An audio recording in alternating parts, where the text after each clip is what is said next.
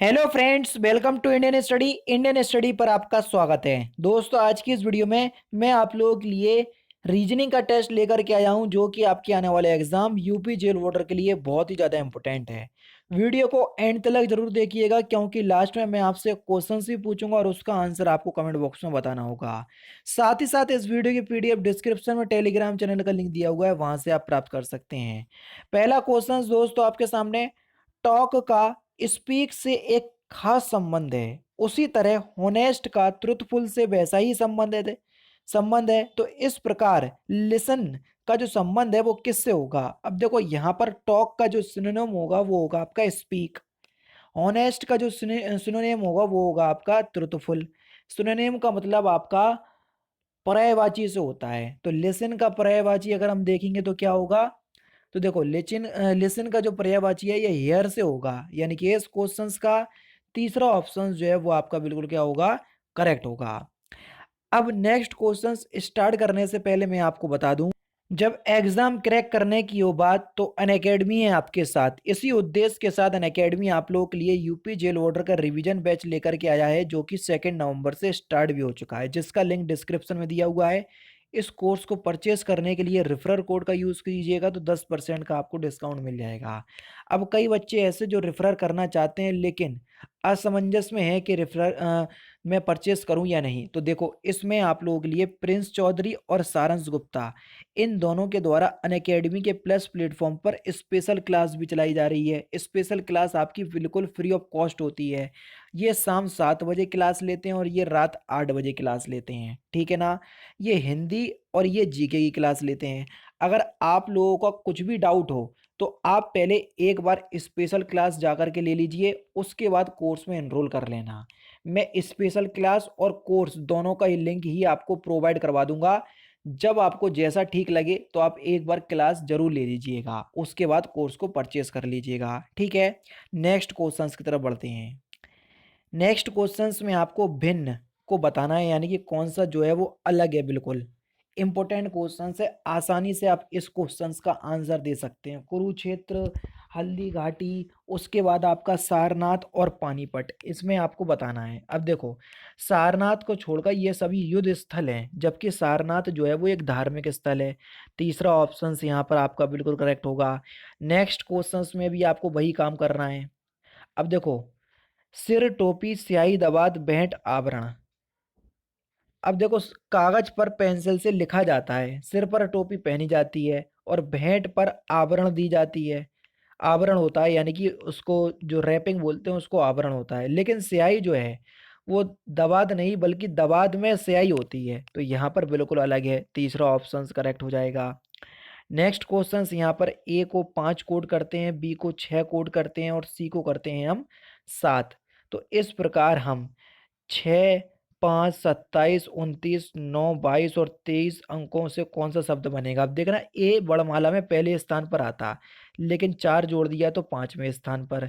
B दूसरे स्थान पर आ गया और 4 जोड़ दिया तो 6वें बोल रहे जी। और सी तीसरे पे 4 जोड़ दिया तो कौन से? 7वें। इसी प्रकार डी में इसमें करा। अब देख रहे हैं, इन्हें अंक दे दिया तो हम 4 घटाते जाएंगे। अब 16 में से 4 जाएगा तो 12, और 12वें स्थान पर क्या आता है? एल आता। अब एल कौन से ऑप्शंस में दिया? देखो, दूसरे ऑप्शंस में दिया। बस ज्यादा दिमाग लगाने की जरूरत है ही नहीं है, दूसरा ऑप्शन बिल्कुल करेक्ट है। नेक्स्ट क्वेश्चन से आपका कि एडल्ट्रेशन शब्द के दाएं से चौथे अक्षर के बाएं 5वां अक्षर कौन सा होगा? एडल्ट्रेशन के पहले तो आप क्या जाओ, दाएं से चौथे अक्षर। तो चलो, दाएं से चौथा चल रहा है। पहले एक काम करो, इसको जूम कर लो ताकि आप लोगों को और अच्छे से दिखेगा, समझ में भी आएगा। आप देखना, दाएं ये है आपका बायां और ये है दायां। अब देखो, यहाँ से चल रहा है चौथा अक्षर, 1 2 3 4, ये दाएं का चौथा है। अब चौथे के बाएं 5वां देखो। अब चौथे का देखो, ये दाएं है और ये बाएं है, तो इस तरफ चलेंगे 5वें के लिए। 1 2 3 4 5, यानी कि एल जो है वो आपका एडल्ट्रेशन के दाएं से चौथे अक्षर के बाएं 5वां अक्षर है, यानी कि पहला ऑप्शन करेक्ट हो जाएगा, ठीक है। नेक्स्ट क्वेश्चन से आपका कि कुछ समीकरण विशेष प्रक्रिया द्वारा सॉल्व किए जाते हैं, उन्हीं में से ये समीकरण दिया हुआ है। आपको इसी आधार पर इस समीकरण का आंसर देना है। अब देखना, 3 सबसे एंड में लेगा जी, 7 को बीच में डाल दिया और जो बीच में था उसको सबसे आगे। अब देखो, 8 सबसे एंड में ले गए होंगे, फिर 6 को बीच में 6 को आगे डाल दिया और 3 को बीच में डाल दिया, ठीक है। इसी प्रकार से देख लो, ये सही कह रहा हूँ ना मैं। फिर देखो जो बीच में था वो सबसे आगे आ गया, और जो सबसे आ गया वो सबसे पीछे, और सबसे पीछे वाला बीच में आ गया। अब देखो क्या होगा, जो सबसे आगे है वो कहाँ पर जाएगा, सबसे आगे वाला सबसे पीछे, यानी कि 8 पीछे आएगा, और सबसे पीछे वाला कहाँ जो बीच में था वो सबसे आगे, यानी कि 6, और बचा क्या 4, यानी कि 648 बन रहा, 648 बन रहा है। यानी कि इस क्वेश्चन का कौन सा ऑप्शन, जल्दी बताओ कौन सा ऑप्शन, पहला ऑप्शन दिया नहीं, तीसरा ऑप्शन बिल्कुल करेक्ट हो जाएगा, ठीक है ना, 648। नेक्स्ट क्वेश्चन आपके सामने है। ये जो आपके स्टार हैं, स्टार के स्थान पर आपको ये चिन्ह लगाना है और समीकरण को संतुष्ट भी करना है। अब बताओ, तो देखो यहाँ पर क्या करा, सबसे पहले हमने मल्टीप्लाई कर दिया, फिर हमने माइनस कर दिया, फिर हमने प्लस कर दिया। अब देखना, 3 दूनी 6, 6 में से 2 गया तो 4, और 4 और 4 8, यानी कि दूसरा ऑप्शन बिल्कुल सूटेबल है। सबसे पहले मल्टीप्लाई, फिर माइनस, फिर प्लस, और बराबर में, ठीक है। नेक्स्ट क्वेश्चन, एप्रिएशन को एक कोड में ये लिखा, तो रिसेशन का कोड हमको बताना है, यहीं से आएगा। आप देखना एप्रिएशन में सबसे पहले क्या दिया, ये देखो आर दिया, और आर का कोड देखो 1 2 3 4, चौथे अक्षर पर आर, आर का कोड है 1 2 3 4, यानी कि 8 से स्टार्ट होगा, ठीक है। इसी प्रकार से आप पूरा जब देख लोगे रिसेप्शन का कोड, तो आपके सामने रिसेप्शन का कोड आएगा 8 3 2 3 7 9 4 6 5। तो कौन से ऑप्शंस में दिया, 8 3 2 3 7 9 4 6 5 दूसरे ऑप्शंस में दिया। देखो दूसरा ऑप्शन यहाँ पर आपका बिल्कुल करेक्ट होगा। नेक्स्ट क्वेश्चंस की तरफ बढ़ रहे। नेक्स्ट क्वेश्चंस दोस्तों आपके सामने है। कोर्स को किसी कूट भाषा में ये लिखते हैं तो ब्रीथ को क्या लिखेंगे, अब देखना इसका बिल्कुल उल्टा लिख दिया, ESROUC, बिल्कुल उल्टा लिख दिया। इसी प्रकार ब्रीथ को लिख दो, तो एच आ जाएगा पहले, फिर टी आ जाएगा, फिर ए आ जाएगा। बताओ आएगा कि नहीं आएगा, तो बताओ कौन सा ऑप्शन बिल्कुल सुइटेबल है, दूसरा ऑप्शन बिल्कुल सुइटेबल है, दूसरा ऑप्शन करेक्ट। नेक्स्ट क्वेश्चन में देख लो कि इसमें किस प्रकार की रीजनिंग लग रही। क्वेश्चन नंबर 10 देख लो। अब देखना 5 का स्क्वायर 25 और 4 का स्क्वायर 16, दोनों को जोड़ दिया तो 41, 7 का स्क्वायर 49, 3 का स्क्वायर 9, 49 में 9 जोड़ा तो 58, 10 का स्क्वायर 100, 2 का स्क्वायर 4, दोनों को जोड़ दिए 104, चौथा ऑप्शन करेक्ट। नेक्स्ट क्वेश्चन से आपका कि रमेश पूर्व की ओर 20 मीटर गया, ये पूर्व की ओर है, ये 20 मीटर गया रमेश, ठीक है। रमेश पूर्व की ओर 20 मीटर गया, ठीक है। फिर बाएं मुड़ा, ये बाएं मुड़ गया, और 15 मीटर चला, ये 15 मीटर चल गया। फिर दाएं मुड़ा 25 मीटर, ये दाएं मुड़ गया और 25 मीटर चल गया, ठीक है। उसके बाद वो दाएं मुड़ा और 15 मीटर, ये दाएं मुड़ा और 15 मीटर चल गया, ठीक है। अब मुझे कह रहा है प्रारंभिक दूरी से कितनी दूरी पर है। अब देखो प्रारंभिक दूरी जे है, अंतिम बिंदु जे है, प्रारंभिक बिंदु जे अंतिम बिंदु जे, 20 25 कितना हो गया 45, टोटल कितना चला 45, चौथा ऑप्शन करेक्ट। नेक्स्ट है, एक व्यक्ति पूर्व की ओर चला, ये चला पूर्व की ओर, कुछ दूरी चलने के पास पश्चात वे अपने कुछ दूरी चलने के पश्चात वे अपने दाईं ओर मुड़ा, तो दाईं ओर ये मुड़ गया, ठीक है। फिर कुछ दूरी चलने के बाद वे अपने दाईं ओर मुड़ा, फिर दाईं ओर इस तरफ मुड़ गया, ठीक है। फिर कुछ दूरी चलने के बाद वे अपने बाईं ओर मुड़ा, तो बाईं ओर यहाँ मुड़ गया। अब वो कह रहा है अब वो किस दिशा में जा रहा, अब देखो कौन सी दिशा में जा रहा है, ये दक्षिण दिशा में जा रहा, तो चौथा दूसरा ऑप्शन करेक्ट, ठीक है। नेक्स्ट क्वेश्चन से आपका कि ABCD और F पूर्व की ओर मुंह करके एक पंक्ति में बैठे हैं, ठीक है भैया। पूर्व की ओर हमने तो मान लिया, पूर्व यही है, 1 2 3 4 5 6, 6 लोग बैठे, ठीक है, पूर्व की ओर मुंह करके। अब वो कह रहा है सी बीच में ए और ई के बीच में है सी, ठीक है। बी जो है ई के निकटतम दाएं है, ई के निकटतम दाएं है कौन, बी, तो बी यहाँ पर बिठा लिया।